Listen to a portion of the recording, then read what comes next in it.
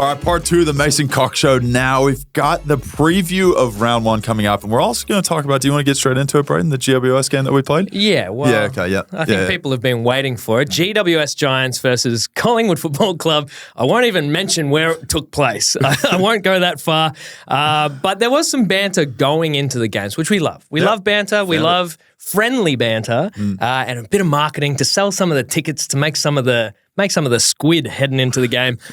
So there was some back and forth. We had a petting zoo out there with the stockyards. It was great. We had a laugh. There was a cutout of yourself there. Not that you would have seen it because you would have been down in the rooms. But yeah, it was all fun and games, you know. And then there was the pre-game warm-up, which is normally pretty uneventful. Yep. But in this circumstance, it was quite eventful. Something happened and it was put out into the world as chaos. Chaos reigned. So essentially, I'll break down what we saw as pundits watching the vision, and you can explain if that's what happened or not. Because it sounded like GWS were in there doing their ruck craft, and Mason Cox comes in off the square and bang through the centre of the pack, knocks into poor defenceless Shane Mumford, and that's the vision that we saw. Now, everyone wants to know from your mouth what happened from your perspective? What happened in this circumstance? Jeez, that would play really well into the storyline of the week, wouldn't it, Braden? Wouldn't it? It was good.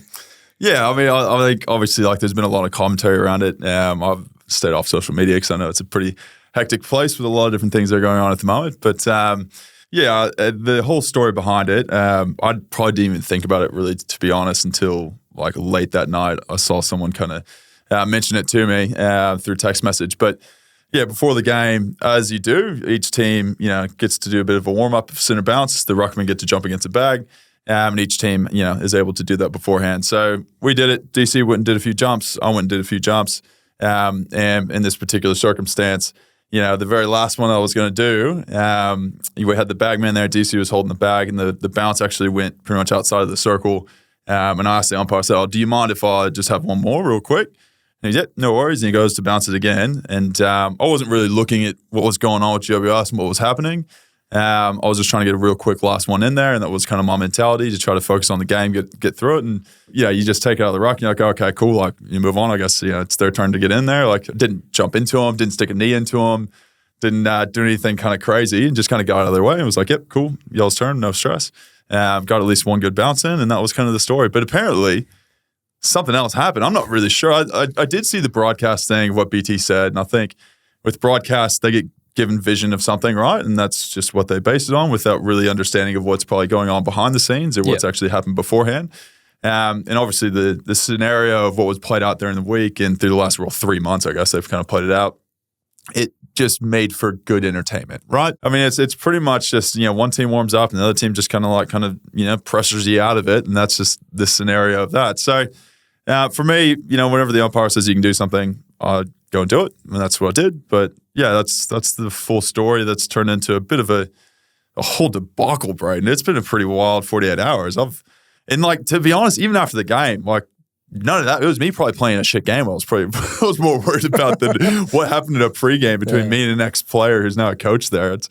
It's kind of it's somewhat comical for me. Kind of sometimes the way media construes things and the way things are put out there. And I think nowadays with the way social media is, you see one angle and you see one, I guess, perspective of it, and then people kind of make opinions based on that and comment on it. So you're kind of used to it by now. It's never ideal, but you do realize it's part of the media sphere. I'm sure it'll be commented on for the next 48 hours and whatnot. But to me, it's done. We've made the statement. I've made this little explanation of what it is, and we focus on Sydney. I saw it the first time, like most people, through social media, and I knew there had to be more to it because you could see the Collingwood bagman in close vicinity. Yeah, you could see the umpire bouncing the ball in the background. So I knew there had to be. Don't let the truth get in the way of a good story, Brady. It was a good continuation of the storyline that had been building on the way in. Now, you did say that you weren't really aware of it until after the game, and it seems that GWS, the guys in the video, weren't really aware either, because it doesn't sound like GWS have wanted to follow up. They didn't ask to investigate. It's kind of been driven by this broadcast vision that appeared online. AFL only really wanted to investigate off the back of that. So, and we've never, the wild thing is like all this, I guess like, rivalry, whatever you want to call it, that's been played up. We've talked about on this podcast many a times how good GWS is. They were your team last year. Like, and we talked about being like a top 4 team. We've given them a heap of credit and everything else. But that's not important, Braden. No. That doesn't make the news. That doesn't make what, people want to hear. They want to hear something that's going to spark interest. And, Kane Cornes, made a statement about something that JJ Redick put out there recently about people sometimes are more in tune to, that kind of clickbait media that's going to get headlines rather than actually what's happened. And he did also make comment on this. A lot of people have made comment on this. Big fan of the podcast, Kane Cornes. That's why we've been waiting for the podcast to drop, to hear it directly from your mouth. And that's what I think is the most disappointing part for me, was that this has been out there without much context for people to run wild with, be reported on, public opinion. I think it wasn't a great move on GWS's social media team's behalf, because I know that they're trying to be edgy and they've got this really good brand building, but to put the clip up post-game, like they know exactly what they're doing. It's inviting vitriolic abuse towards a player with the caption, "We'll let you caption this." You know what the internet does. It's not going to go, post funny things or harmless things. It's going to be pretty vitriolic stuff towards yourself. And the AFL doubling down, posting the clip with a "please explain," both of those together got 1,000 comments. I can't imagine too many of those would have been positive. Scrolling through some of those comments, it's pretty disgusting, to be fair. But yeah, I thought it was a bit disappointing that, they put it up. They knew the reaction that it would draw. You can't work in social media and not expect that reaction when you put up something like that. In a day and age where player welfare should be front and center, I just felt like you were thrown to the wolves. I think I understand the AFL side of it. Like, you talk about grassroots footy and wanting to make sure the right image comes out there, and, people are, being able to look up to role models that do these kind of things, right? And I get it from the AFL standpoint of, please explain. That's what we'll do. We'll send them a message. And it's kind of weird whenever you, I guess, interact with a lot of people at AFL and you have to go through these processes. They're very formal and everything else, where I feel like if you just wanted to chat to me, like, you have my phone number, you're my boss, just call me. Just call me. So I totally understand from the AFL's perspective of like the visual of it and all that. They have the footage, they'll look at it, they'll kind of see it as it is. And we'll see kind of what they say from it. But I totally understand both sides of the coin. And, Braden, I understand kind of what you're saying, and that's all part of it. We've seen many a times these things happen through the media. I'm kind of a bit of an adult, I guess, and a bit older and can kind of deal with it and understand how it works. But, I've seen younger guys come through the system that have had to deal with it, and those are the ones I think you probably, are a bit more wary of. It was interesting. It was an interesting way to start, and I was thinking it's great that we've got to please explain, and it's not even round one, Mace. I did ask you to do something. That's about all I did on the day. I did ask you to do something, to get some attention going into the next game. But boy, oh boy, wow, we've started strong. Now, I don't know what you're going to do next week, but, keep the eyes peeled for this one coming up. Grundy's in the Ruck. He's a good friend of mine, so we'll have a bit of trash talk between us two, I'm sure. He already started it. He said that he's going to grab your jumper next week after what you did to Pickett. So it's going to be interesting. All right, Mace, that's enough of that incident because we've done it to death. We've talked about it. I've seen enough. Now we're moving on. We're moving on because there wasn't much to it. But let's jump into the game review because it wasn't great. Yeah. It wasn't a great game. It wasn't fun to watch from a skill standpoint. You seem to have a lot of the ball, you being Collingwood. Yeah. You personally not as much. But yeah, Collingwood's inaccuracy woes. You had more scoring shots. And the data came out after it, the expected score, taking into consideration everything. It had you guys winning. So there's a lot of doom and gloom about this game. But I feel like there's a few more, polishes that you could do to some performances, kick a couple straighter goals, and Bob's your uncle. Yeah, it'd be a lot closer game, that's for sure. It was such an interesting game going out there. Like, it was credit to GWS. We've talked about them on the podcast. We'll say it again multiple times. They're a good squad. Their defense is so stingy. Are they your team for the year? Well, yeah, I said that I probably would have tipped them from the west if you of the didn't have a gun to my head last week. Yeah, okay. But I think their defense is so stingy. It was in there so much, and you just weren't kicking goals. Yeah, they've got a very good defense. Taylor, who plays back there, and Having a chat with him and stuff through the game. He's a hell of a defender, and they've got quite a few others that are back there that are really good at doing their job. And yeah, over the weekend, they just seem to be getting, so much, I guess, like run off back and then the turnover and be able to get into their 50 and do it efficiently, I think, was a big thing. Like, I feel like a lot of those shots were set shots, where, we were having shots from further out and, snaps and things like that we were trying to convert. But like you said, we weren't, as, great in front of goal as far as accuracy, and that's part of it. But if we were a little bit better, it'd be a bit of a closer score. Who knows what would happen? But yeah, they outplayed us, and it's it's just part of the game. You're not going to be able to win every single one, Brayden. This is part of the experience, right? But credit goes to them. On the flip side, it's a bit of an overreaction. Collingwood go up there. You're actually underdogs going into a GWS away game, and fair dinkum, the home team won, and it was like the biggest shock ever. But we digress, because as inaccurate as Collingwood was, GWS, they couldn't miss. They went in, at one stage, they went in 4 times for 3 goals. Yeah. And they had Cal Brown kick 5 straight. Yeah. Jesse Hogan. They were efficient. Jesse Hogan, the Hulk. He hulked up, kicked 4. Big hands on the day. Brett Daniels, he kicked 4. Now, Toby Green, I don't know if you remember this goal, but he's getting tackled. He's on the boundary, and he bananas it straight through the middle. And it's like, these guys are taking the piss. Couldn't kick, give us one of them down the other end.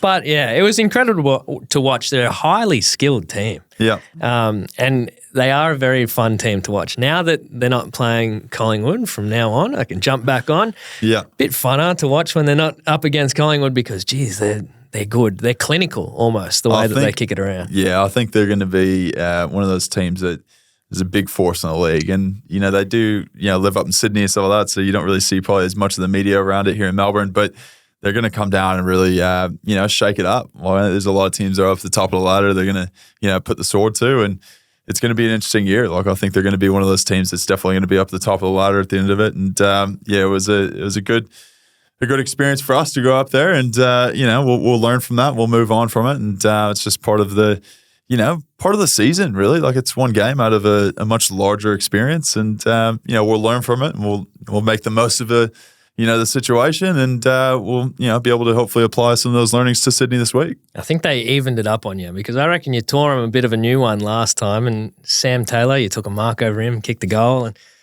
geez, Sam Taylor is just a good defender, isn't he? Let's touch on your game. We'll just do a little quick. It'll be quick one. quick little part. I just want to know, because everyone wants to know, what's going through your head at halftime when you haven't had a touch of the pill?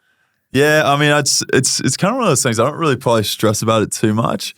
You think of it right, and you think of like the contest you're in, and they had a very kind of like tall back line in that sense of like they had a lot of talls in the team that were coming across and all that, and sometimes you're not going to have a million marks in a game. Like, sometimes your role in the team is to bring the ball to ground. Would I have liked to take in more marks in that game? Of course. Like, I think that's pretty obvious statement there. But I think you kind of look at that and you go, okay, let's just focus on the things I can do well. That's part of my role to try to kind of turn this thing around. And there's things in the ruck that I was focusing on, trying to make the most of my time in there if the forward stuff wasn't going as well. And it's one of those things. Like, you're not going to be on every single game. And yes, I was off on the weekend. That's part of it. Like, I mean, I think it just given the scenario and the circumstances, it was probably extrapolated out to be a lot bigger deal. But I think in the game, you go into halftime, and I wouldn't have known if I had a touch or not, to be honest. Like, I don't really try to worry about that too much. But I know, like, I hadn't kicked a goal. Like, I'd done well in center bounce in that sense, but. There was probably a bit more impact I was wanting to have on the game, and I wasn't having it at that time. And, you obviously look at it and you go, okay, how can I turn this around? What's happens in the past, and, just look towards the future. And it's always good, because I feel like it's either you stand up and have a good one and DC's a little quiet, or DC stands up, vice versa. DC, 20 touches, 2 goals. Very good on the day. Great around the ground. Yeah. It's good to see. We will talk about some positives. Charlie Dean playing his first game. He was thrown into the fire. He had to play on Jesse Hogan up in the forward line. Not an easy task. Not an easy task. Not an easy task to line up against any of their forwards. They're very dynamic. But it was good to see him out there first game, get rewarded for all the work that he's done in the lead up. Yeah. He's an incredible story. Like, he's had very unfortunate circumstances with his feet and injuries and everything else throughout his career, and to be able to finally get the opportunity to share it with his family that came up and everything else. It's one of those things that makes you think back to your first game, right? And like the experience that was, and being able to bring the people that mean so much to you into the opportunity that you get, and to have them in the rooms and everything else. Like, obviously, we would have loved to win that game, but I'm sure him going into the room, seeing his family after that would put a smile on his face and be like, all these, experiences of probably doubt at times or frustration around the injury and things like that. Like, to be able to finally have, a bit of light there to be like, oh, look, like I'm definitely making progress in my career and it's still kind of going in the direction I want.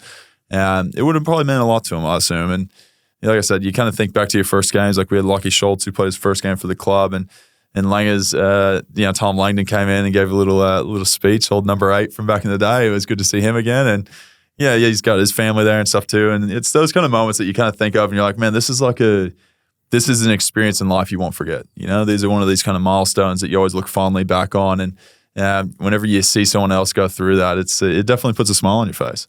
I didn't know Langers had that gear in him. He's been working on his stand-up routine since he's been stepped away from footy.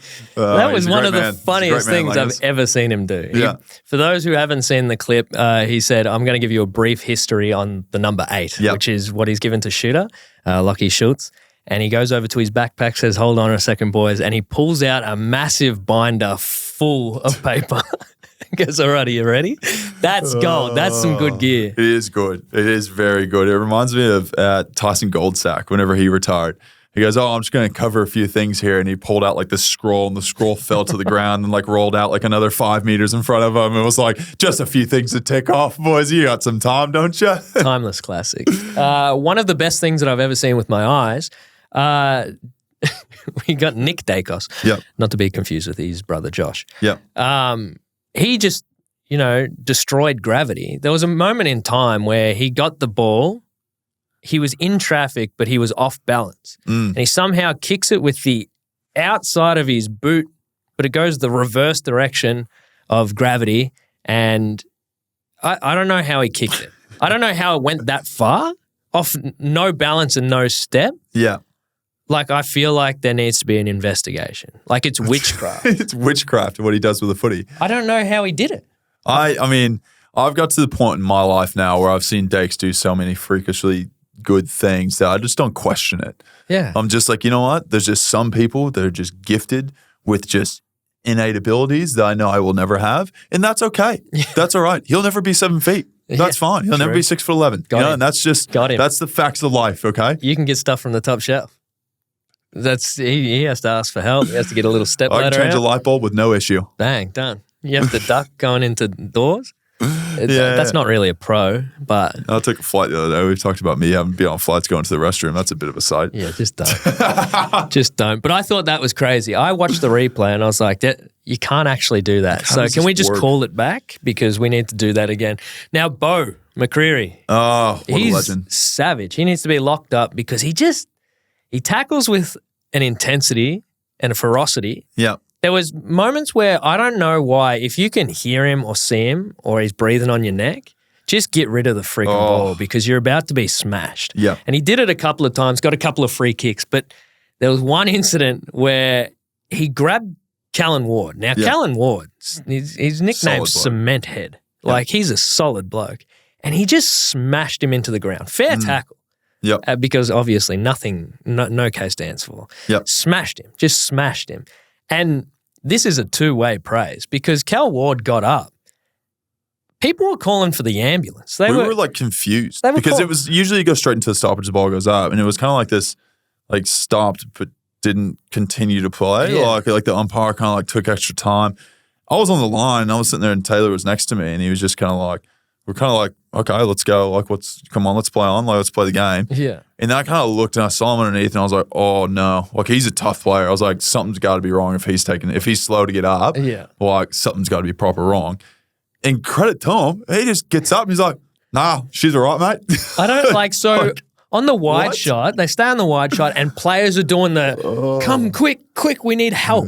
We need help. It's either ambulance or hearse. Yeah. They're I'm calling thinking for one broken of them. hand, or you're like, something's happened like serious where like there's a bone that's been like cracked or like skin's been poked out or whatever it is. And it goes in, and Callan Ward's standing there, and he's got this lump sticking out of his shoulder, and you're like, well, I can see something's not right internally, mate. You should probably get off. And players are telling him to, mate, maybe just jog off to the bench or whatever. Cal's like, nah, I'm good. Just Should be all right. Throw her up. And as he's saying that, whatever's lump is underneath it is moving around. It's like under the skin. And you're like, look, we're not going to keep going until you get off because your arm's about to fall off, mate. He's tough. He was just ready to rock. Tough cookie, yeah. Man. I don't know if he's done it before or something like that, but I was just looking, I was like I could see that something was kind of wrong. I was like, I understand, like, we don't want to stop the game, but I was like, mate, like, I'm the opposition. And I'm kind of like, take your time. It was like, imagine if Jeremy Howe got up last year and just was like, nah, like, go for it. And his arms flopping around the joint. Like Gumby arms just like rolling up. Like, but it was like they cut to Cal sitting on the bench and he looked miffed. Like he was like, fucking no. Like it was like he was muttering shit under his breath. And I don't know whether it was like, I'm going to be injured, I'm out for a bit, or it was like, fucking pricks, I could have played through this. Like I could have kept going. I don't know. It blows my mind. Like some of the stuff that players go through and like the pain they fight through and stuff. Like some people, I feel like they've played AFL for a while. Their pain tolerance is just so high that like they could go through anything and think they're fine. There's a couple of players like that. Like if I ever see Pendles stay down for an extended period of time, I'm like, he's in trouble because like he just doesn't do it. Yeah. So there's a few players like that out there that are like, it's like timeout kind of injury when you see him staying down. Pendles is normally he's just snapped one of his million fingers. It's like the brittlest bones of all time. 7 different ways. Anyway, let's jump out of that game, and I'm happy to never discuss that one ever again. I will say, just kick a couple more goals instead of points. Because you're supposed to kick more goals than the opposition. AFL works, right? I actually dusted off Twitter just to put out a tweet on the weekend because I haven't used it in that long. But I said if Collingwood could just get 49 more scoring shots, they're a chance here. 49 scoring shots? Yeah, because you just kept kicking behinds, Mace. So, kick a couple goals, no worries. Thanks for the advice. I appreciate that. We'll take it into it. Let's jump into the preview. Round 1, finally. We're here, baby. Finally, we're here. So round 0 doesn't count, as we all know. No incidents carry over. Let's jump into it. Thursday night, Carlton v Richmond, where it belongs. Round 1 at the G. Are you excited for this one? Because I feel like now, seeing round 0, it's probably going to be a bit of a massacre. I mean, I think probably it'll be interesting to see what the line is as far as the betting line, but.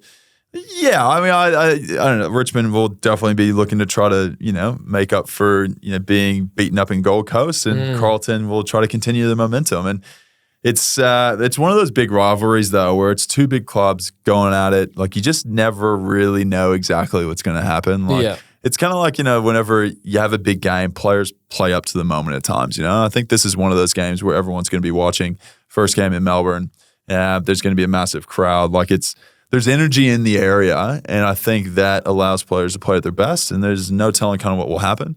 We'll say who we think will probably win. Like, I'll pick Carlton over this, just given, the experience in round 0.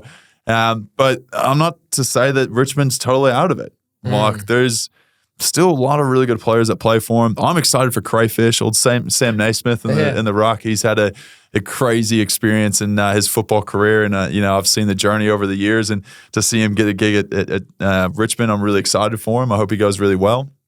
But yeah, it's one of those things. A big game, you never know. Dusty might kick 12. Yeah. We just go. There's just like, and what the crazy thing is, you probably go, that's a possibility. Yeah, maybe that does happen. Like. So it'll be interesting, but it's exciting to have, footy back in Melbourne. It's exciting to have, some of the big clubs going at each other for round 1, first game in Melbourne. We'll say that. That makes sense, right? Yeah. This is the 0 and round 1 things. After this, we'll be back on rear view mirror. Right? We won't ever mention round 0 again. The one thing that, it concerns me about Richmond is watching it. They didn't really have that big dominant presence up forward that they've always had. They've got Bolter, who's up there, and they got Bolton and Bolter. Yep. BB. The two bolts. But they're up there.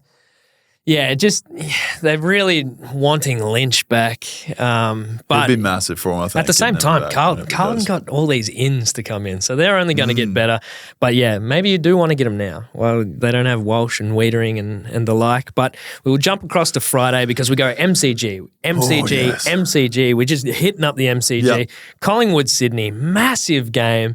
Kicking off Friday night under lights. We got the flag unfurling. Yep. Which is... It's cool. I don't get it. I don't really know how it works. You have to kind of walk me through this. Well, there's normally a big parade of people that kind of come in with the big carpet-looking flag, and then they kind of just unfurl it, and it goes up, and people are sick. And then they take the pole back down. Yeah, and then they just take it back down. It must be do people listen to this and describe it and go, yeah, it's a little weird? We always get corrected in our comments. So, if you know the history behind the flag unfurling, I'm guessing it's a history thing. It's like a jack jump is an ant. Someone was telling us because we always say we have no idea what things are. Yeah. Jack jump is an ant. Yeah, okay. And, we're here to teach people and to also learn. It has a vicious bite. But I think it used to be, obviously, you'd have your home grounds, you'd unveil the flag out. But because the MCG is there's 7 different teams or 6 different teams that have it as a home ground, you can't have that hanging up there. Well, now you got if Richmond's playing Carlton, the first round, you can't have Collingwood 2023 flying in the background. Yeah. That's kind of weird. Well, you have the flag. You have them all hanging up in your training facility. Yeah, we've got banners there, and then I think we've got the flags in kind of the historical area, if that makes sense. So we've got big banners in our, I guess the room where we have the weight room and the kicking ground and everything inside. Yeah. And then we've kind of got the flags, I think, are in a different area. Yeah. I'm sure we'll see the cup. The cup will come out. I think people like the cup more than the flag. But you say we're going to win the flag. The cup's more of an iconic material thing for winning it. It's shiny. Yeah. Everyone drinks out of it. Everyone loves to drink out of some kind of cup, right? Yeah. That's what you want. I don't know. It'll be nice. It'll be fun. I'll be really excited for it. It'd be great to share flag. It'd be great to share it with the fans. I think the fans will get excited to see us back at the home ground. Yeah. Be able to kind of, seal up 2023. And then now, we continue on with our campaign in 2024. Another rivalry. I think that every team wants to have a rivalry with Collingwood just so they can boost up those ticket sales. But Collingwood, Sydney. Last time you went head-to-head, they were bashing into Nick Daicos. So that'll be interesting to see if he gets the tag, if he doesn't get the tag, if he runs wild and kicks gravity-defying goals.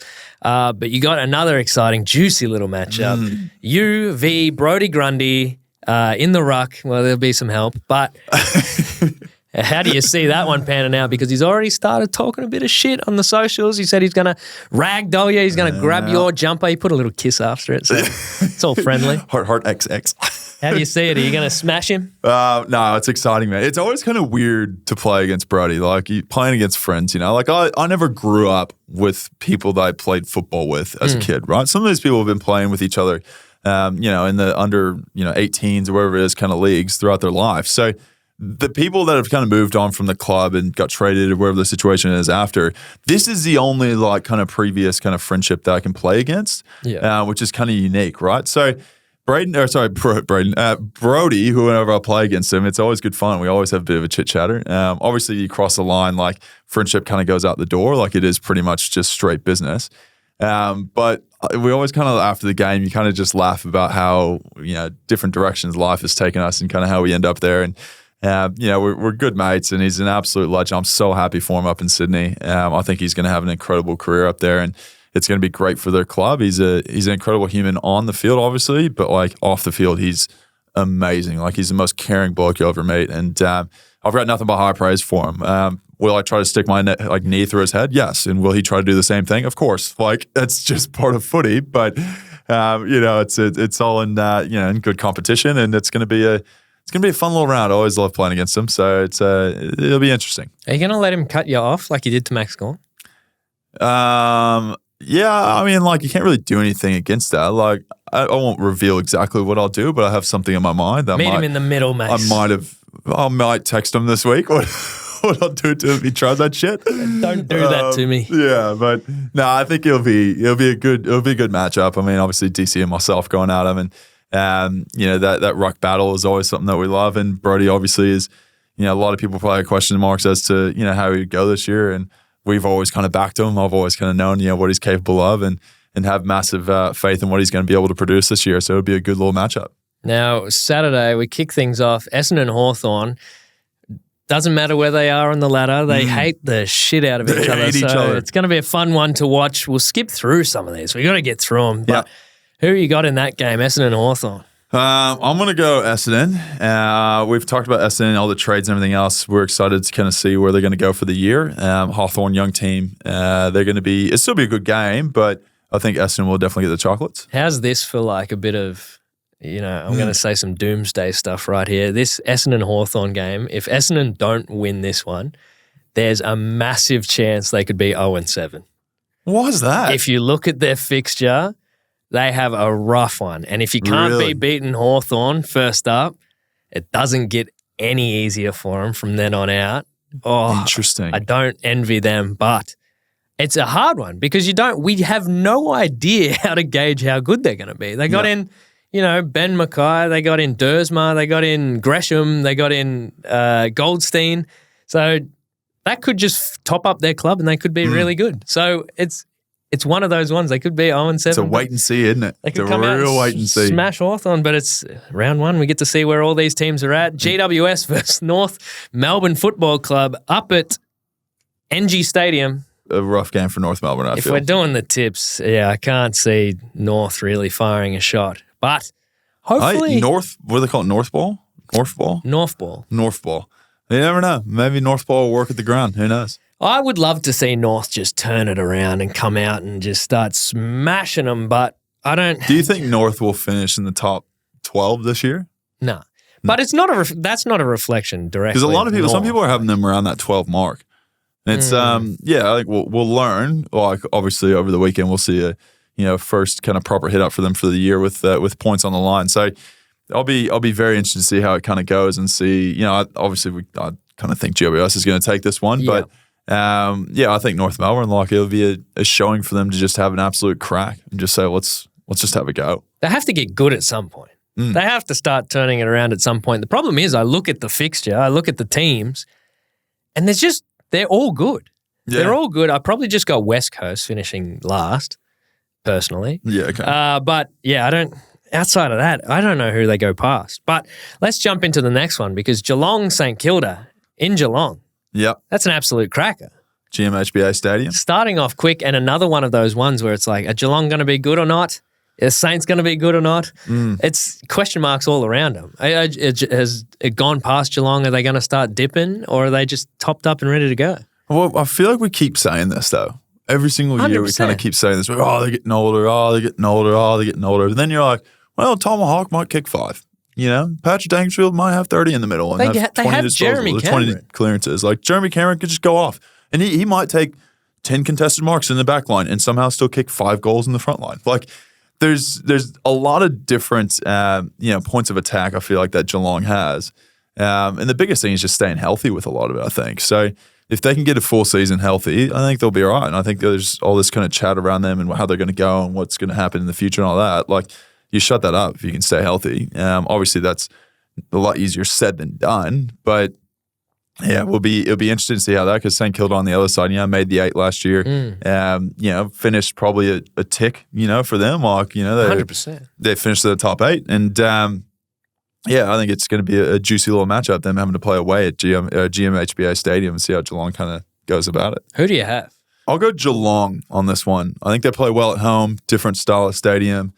And I don't know. I struggle to tip Geelong against them whenever they play a home game. There's something about them at home I think they just enjoy. That's just a short drive for them rather than having to drive to Melbourne. And that's all they have to do. They just have to win their home games and bang, they're back into finals. I'm just going to, out of, a point of difference, I'm going to say StKilda. I want them to have a bit of energy, come out strong, hit the ground running. Yep.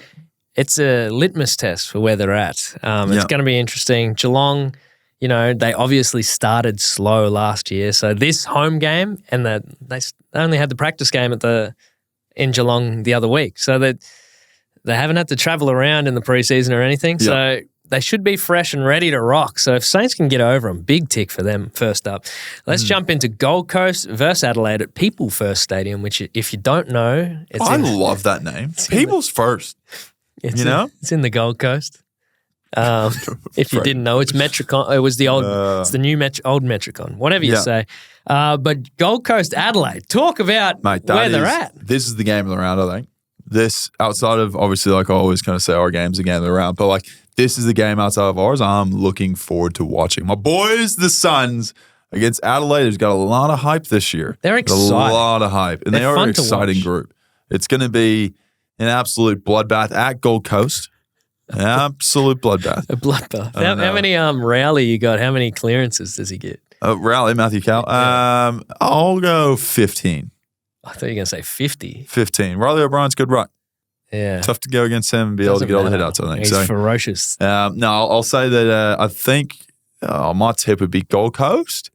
I know it's a little bit controversial, but them at home, well, I think the home stadium definitely helps. Yeah. And, they're a people first kind of club. I want to say Gold Coast because I want to buy into the hype. I know. Buy into the Gold Coast Suns, man. Yeah. Buy the McDonald's t-shirt and just get into it. Yeah. I'm going to wear a Gold Coast Suns t-shirt into this podcast one day. Have we done our top 8? Because I reckon it's just a top 10. It's probably a top 18, I'd say. So hard to pick. We jump into Sunday where we got Melbourne versus the Bulldogs. Oh, my goodness. Every matchup is just juicy. Question marks galore. Is Melbourne good?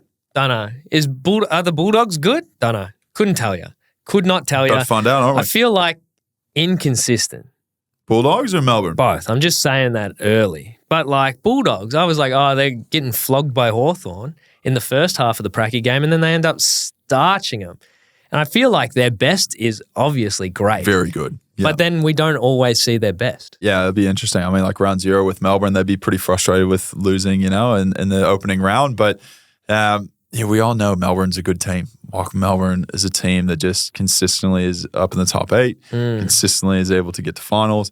And I've got them beating the Western Bulldogs. It could go either way again on this one. Like we talk about the ladder being so even this year. I feel like every single matchup, you're not convinced 100% that someone's definitely going to get over the line against someone else. The Western Bulldogs, they've got a great midfield also, so it's going to be some big battle in there with Bont and Petrarca and Oliver and then Gone. And, you've got this big kind of, not rivalry, but like just these big boys in the middle that are going to go at it. And it's going to be, as a midfielder, as it goes in the midfield, I love these little matchups. I don't know who I'm tipping. I got to say Melbourne. I feel like Melbourne, but if, Bulldogs rock up at their best, they could easily win this game. Let's jump into Port West Coast. Let's jump out of Port West Coast because that's how boring this game's going to be. Port domination. See you, West Coast. At Port Adelaide. It's in Adelaide, yeah. Yeah, in Adelaide Oval. Yeah, I think Port. Yeah. Bold prediction there, Mason. Freo versus Brisbane, Optus Stadium. Yeah. Makes it a bit more difficult to tip, or does it? I've got Brisbane winning this one. Yeah. I think Brisbane will definitely come back after, the Carlton game losing by a point. It would not sit right with them. They'd go back and review that second half and be wanting to start off strong. And Fremantle at home, that's a positive for them. But I think Brisbane being the team they are and the caliber of people they have in that team, it's going to be tough to beat them. And I've got them tipping them over Fremantle out there in Perth at Optus Stadium. God, I want Freo to win for Freo's sake, but I don't think they're going to. Brisbane are just that good of a team. They're a very good team.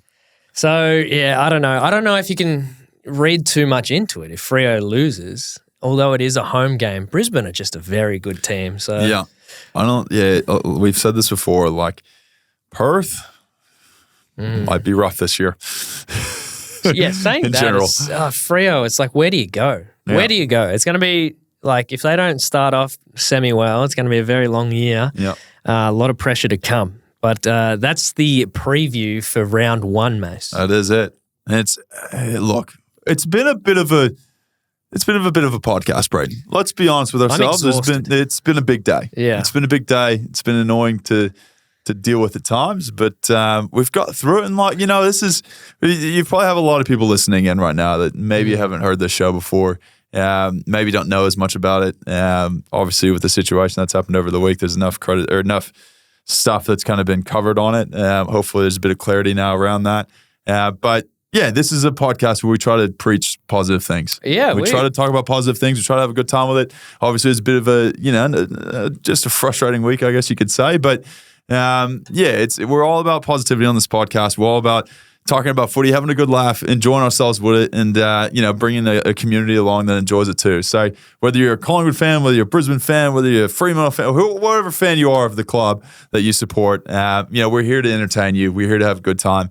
And, hopefully, provide a bit of context to some stuff. I apologise if you are a Freo fan because I've gone pretty hard on Freo, but I stick in there because my housemate's Freo. I love watching them. Watch them every single week. Jack Harlow, big fan. I'm riding the highs and lows with you, but it is good. Before we leave, though, I like to do a little bit of closing comments, maybe something from your life that's happened that's going on. Gee willikers. And I'm happy to start this off, and I'll let you have a bit of a think. Yeah, cool. I like to do something right. I mean, look after yourself, right? We talk about whether it be mental health, we talk about physical health, all these kind of things. Recently, I had a piece cut out of me, actually, and it was one of those things. You had to go to the dermatologist and get it cut out of you, and that was one of those wake-up calls in life. I think about how important it is, especially going into summer. Obviously, we're going out of it, but slip, slop, slap, as Australians would say. How important sunscreen is, how important to be able to do that and look after your body. You only have one of them. It was a bit of a humbling moment to be like, oh, no matter what happens with it, and I haven't got the results back or anything along those lines, but it is a gentle reminder of how important sunscreen is whenever you go outside. So that's my little closing comment. If you've got kids, yourself, parents, whatever it is, slip, slop, slap, boys and girls and gentlemen and ladies out there and everyone else. And look after yourself. You only get one body to live with, so make the most of it. And it's bloody hot out there at the moment. Hot. 40 degrees the other day. I didn't experience I was in Sydney, but it sounded terrible. They slid back the summer. They slid it back. I don't know who they are, but they slid it back. That's a good point, Mace. I will say, summer, hot. Yeah. I'd be investing stocks into Messina ice creams. Oh, are you a Messina guy or a Piccolina? Salted caramel white choc at Messina. Ooh. And then I change up my second flavour because I get a 2-scoop cup.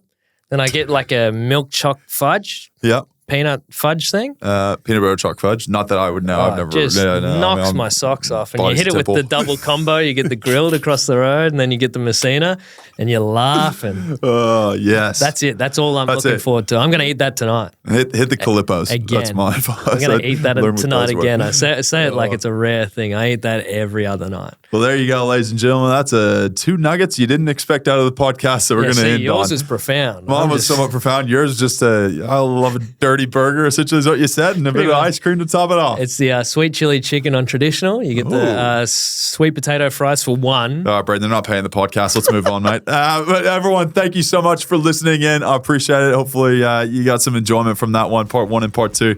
Appreciate you being part of the community, listening in, and everything else that comes with it. Follow the socials, as we always say. We always appreciate the love on there. And a massive, massive thank you for everyone for tuning in. And hope you have an incredible week ahead. Peace.